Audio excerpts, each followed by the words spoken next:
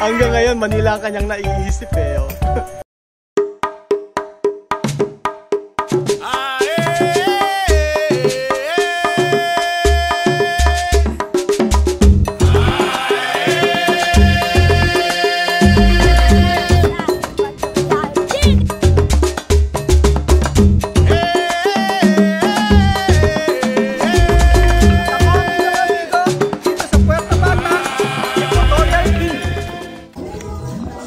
Ayun pa mga amigo, may pupuntahan po kami ni Chamame.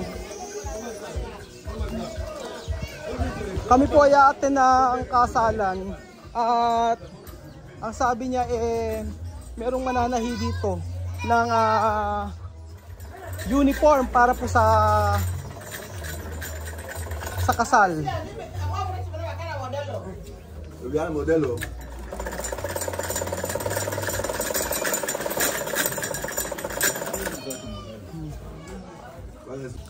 So ayun po mga amigo, ito po yung mga damit nila isusuot bukas para sa kasal.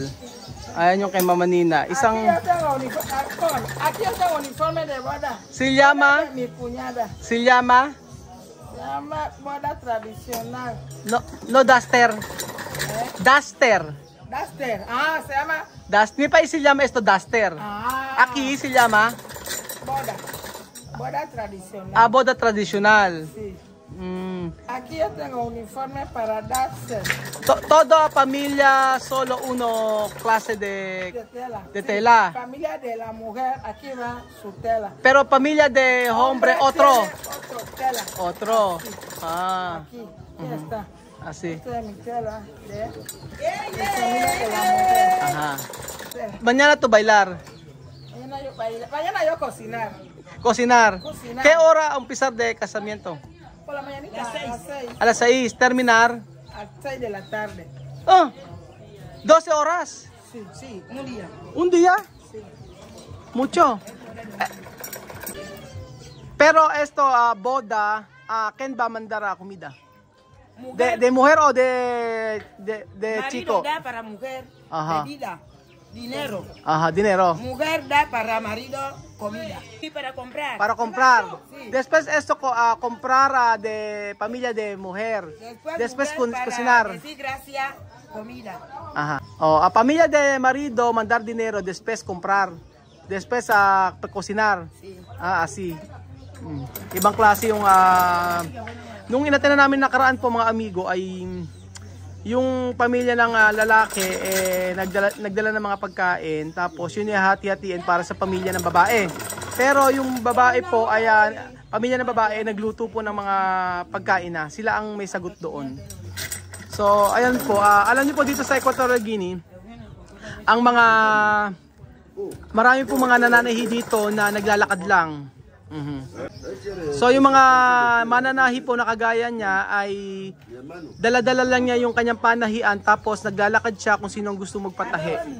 So para po sa atin na yung mga nagtitinda ng mga street food, meron silang mga nakamotor sila ganon, o mga nakabisikleta, pero dito naman po yung mga mananahi dala-dala nilang kanilang makina, tapos inaalok niya yung mga bahay-bahay, yung mga tao sa bahay-bahay para po manahi ng damit. Sabi ko nga, bakit hindi kila Jalo nagpatahi? Sabi ko kay Chamame, yung mananahi po na tinulungan namin dito. Ang sabi ni Chamame, wala raw siya dito kasi nung time na pumunta yung lalaki dito, late na si Chamame. Alam niyo po, kabibili lang namin ng tela. Ito yung tela para sa damit ni Chamame. Sayang nga yung mananahi na kakilala namin, yung may pwesto, dun sana kami nagpatahi para kumita. Ang problema nakakuha na sila ng ibang mananahi.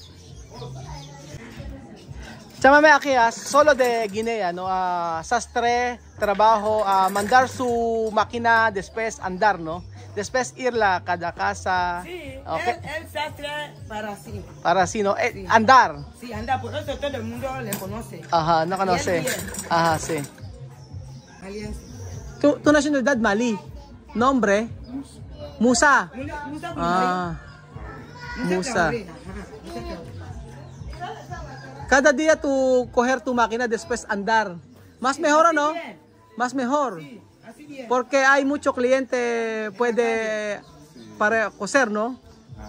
Ujú. Ejemplo, cuando haya casamiento, ¿no? 5, uno familia, todos, ¿no? Ajá. Ahora tu suerte, ¿ja? Porque tú tienes cliente hoy. Ahora, ¿cuánto gente tú a coser a ropas? Aquí. 13 ahora. Cuando salimos a la misa, 13 todos. como suba a la misa, acaba de empezar. Sí, 3. Hoy 3, Chavamet. Ay, de la misa, después se viene a hacer 3. Hace 3. Antes, a la mañanita, De la mañana hasta la tarde puede hacer 5. 5. Ajá. Porque cuando haya puesto, ¿no? Musa, cuando hay puesto, pagar de puesto, alquilar puesto, también de, no cliente, ¿no? Más mejor coger tu máquina, andar. Ajá. Musa, ese trabajo de coser, ¿cuántos años tú hacer? Mucho. Mucho. ¿Hay gente a enseñar tú esto?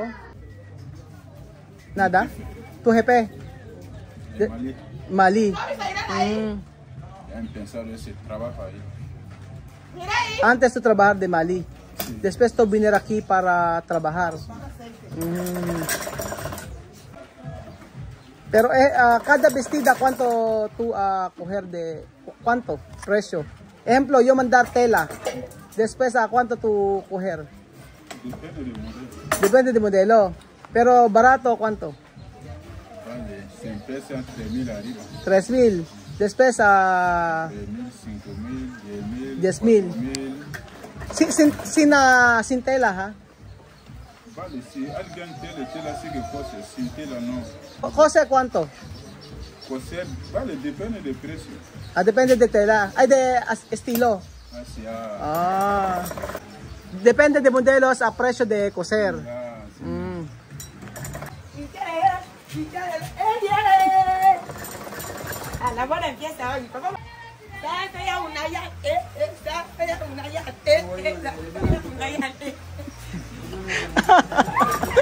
Natatawa si Musa. Ansaya. Sa Manila. Ansaya. Sa Manila. Hanggang ngayon, Manila ang kanyang naiisip eh. So ayun po mga amigo, umuulan na at lilipat po kami ng bahay. Sa bahay daw po nila Chamame. At medyo lumalakas ang ulan. Sabi ni Chamame, doon na lang sa bahay nila manahi. So ganyan po yung mga negosyo dito minsan. Naglalakad talaga sila. Dala-dala nila yung makina nila.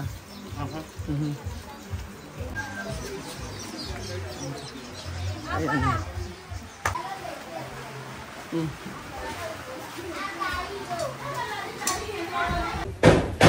So ayan po mga amigo, sinusukatan na po ako ni Musa. At yan po.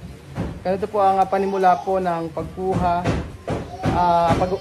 sa pananahi po. Ayan. So same na same sa Pilipinas, di ba?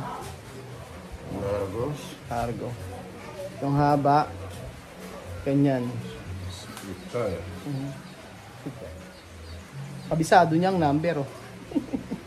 Asi. Solo asi. Oh, yun lang. Alam niya na agad yung number.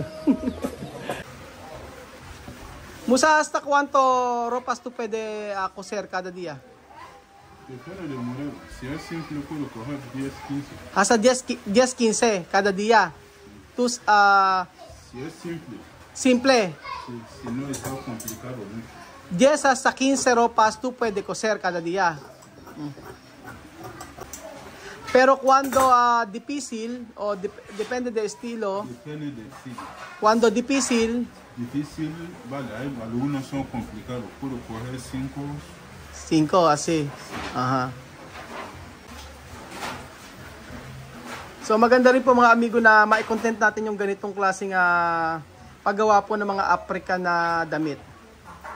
At para po pagka umalis po tayo sa Equatorial Guinea, makikita po natin kung paano ba talaga ginagawa ang mga damit ng mga Afrikano.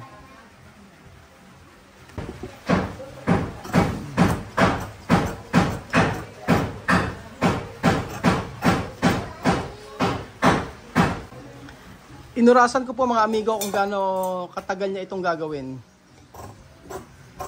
Mula po after ng sukatan ako, inurasan ko na kung gaano ba katagal ginagawa ang damit na simple, pang-Afrikanong damit. Tingnan po natin kung gaano niya ito katagal gagawin. So after po sukatan mga amigo, ang ginawa po niya ay nilagyan niya na ng linya. And then ayan, ginugupit na po niya.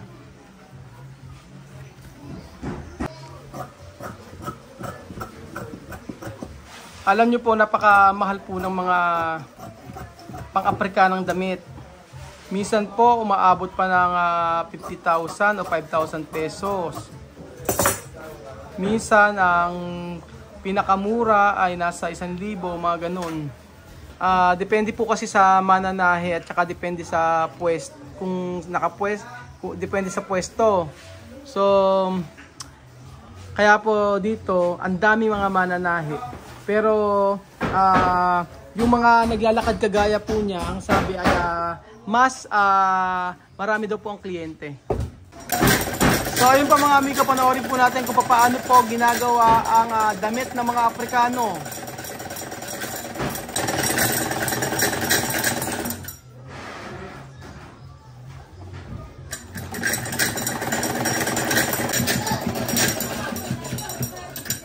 Musa, cuando hay lluvia, problema. Sí. Esto problema cuando hay lluvia. Si hay lluvia, ¿Cómo va a ser? casa. Casa. Sí. No trabajar. No. Si hay lluvia, si tú no tienes trabajo, tú vas a casa. Mm. Porque tú no puedes andar abajo de lluvia. Ajá. Solo este problema, ¿no? Cuando hay lluvia. Sí. Por eso cuando hay trabajo mucho, guardar dinero, ¿no? Para cuando hay lluvia, Tú no puedes trabajar. si no puede trabajar pero tiene dinero. Así. O yun lang ang mahirap kapag umuulan. Siyempre, hindi siya pwede magtrabaho dahil dala-dala niya yung makina. Kaya sabi ko, kapag maraming kliyente, mag-ipon, magtabi ng pera. Ngayon kasi ang dami niyang nagawa O tapos nagpapagawa pa ako, si Chamame, si Sandra. Kaya malaki ang kita niya ngayon. So ayun pa mga amigo, tapos na po yung aking damit. At inurasan ko po ang 35 minutes po natapos yung isang polo na ito. So tingnan nyo nga po kung bagay sa akin ito. Amigo, tapos na po ang aking damit. Kaso wala pang butones. Okay ba? Bukas pa zipper ko. Ayan. Diba? Ganyan po ang mga damit ng mga Afrikano. Tapos merong ibang style, yung kay Chamame naman ay iba naman na meron siyang paggagayahan. So mabilis po ba ang 35 minutes para sa paggawa ng isang polo? Ayan. Isang polo, 35 minutes po natapos. So ayun pa mga amigo, bukas po abangan nyo po ang video about po sa kasalan na magaganap sa pamilya ni Tia Celsa. Ano kaya ang ganap doon at maganda po na makita nyo po yung ganitong eksena sa buhay po ng mga Afrikano na dinadala ang makina para po manahe. At nakakatuwa din po na yung ganitong mga klaseng trabaho ay usong-uso dito sa Equatorial Guinea. Salamat po muli sa inyong panonood ngayong araw mga amigo. At bukas po, abangan nyo po ang kasalan na magaganap po sa pamilya ni Tia Celsa. Salamat po mga kababayan ko. Mabuhay po ang Pilipino.